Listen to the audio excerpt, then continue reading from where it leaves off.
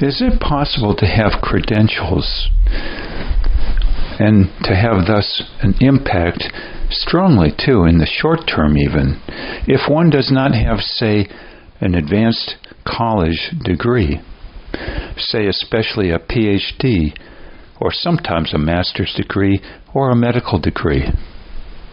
Or one does not have a lot of accolades like awards of a conventional nature, or a, quote, long track history in one's career field, if you're going to call it a career. Some might despair then, even saying too, if you call credentials social proof as to the number of people who have given you a thumbs up or thumbs down, or viewed your material, or bought your books as to the number of people buying them, and leaving, I might add also, mostly positive comments. Or maybe a credential being that somebody signed off as a popular talk show host, say, or leader in some respect, that you're okay and you're very smart and savvy and empathetic and so on, and so that becomes a credential right there. Are we to despair then if we have none of these conventional trademarks of a way to be sorted in a world full of a cacophony of data, and this sorting process called a credential, so that people don't feel overwhelmed sorting through all kinds of messages and have a pre-screening process called credentialism of a variety of sorts. Even one form of credential being to spot how well organized you are, or how much money you have, or what job title you have. Plumber versus CEO, say. Well, what about these forms of credentials that some call character? And of course, that's a word somewhat nebulous, but what about these ideas as a credential? As a child, if one has trouble from a pack of kids, so to speak, called bullies, sometimes the only or best way to overcome this is to either fight the bully, even if one gets, quote, bloodied. Of course, to the extent one is not maimed permanently, hopefully, or dies. But that being more of an issue, I think, less so in childhood than adulthood, where guns are used rather than fists. But the overall concept being a credential of sorts intellectually of the mind can be to be able to either understand bullies and be less afraid of them, and as to how that plays out, either, quote, not running from the situation and isolating, putting one's tail between one's legs and running is the phrase, or not giving back what one got emotionally as put-downs, so commonplace in life, when insulted to insult back.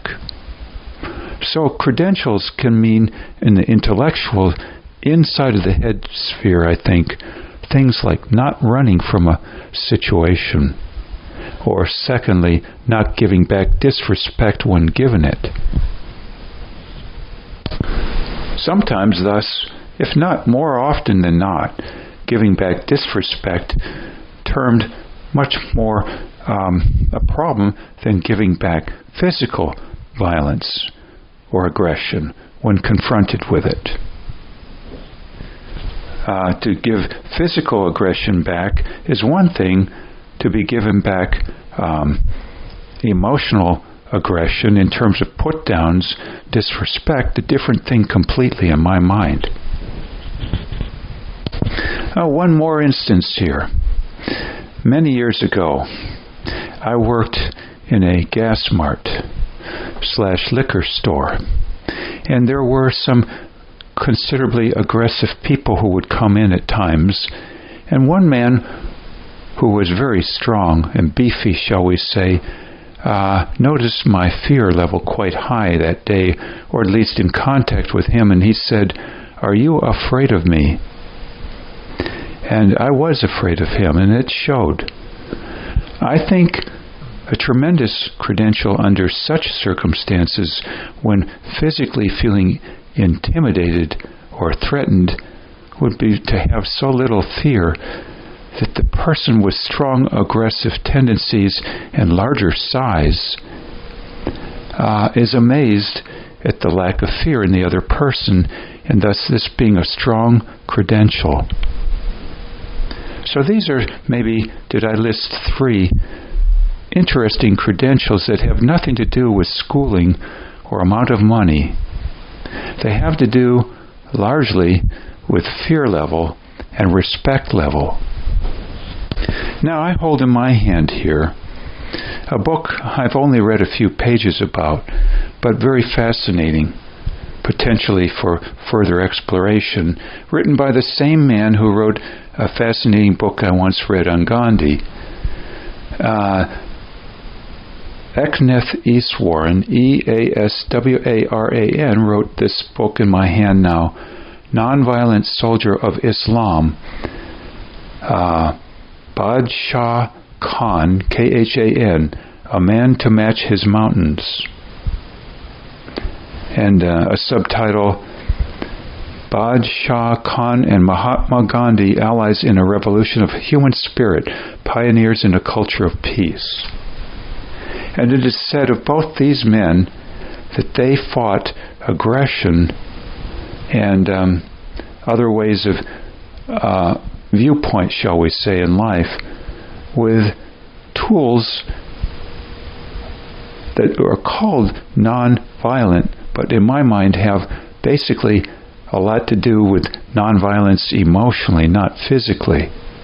And yes, there was a modicum of a low level of physical violence given back, but the key point in these books that's coming out to me is the nonviolence given back in terms of put-downs and not fleeing from the situation being a key component too.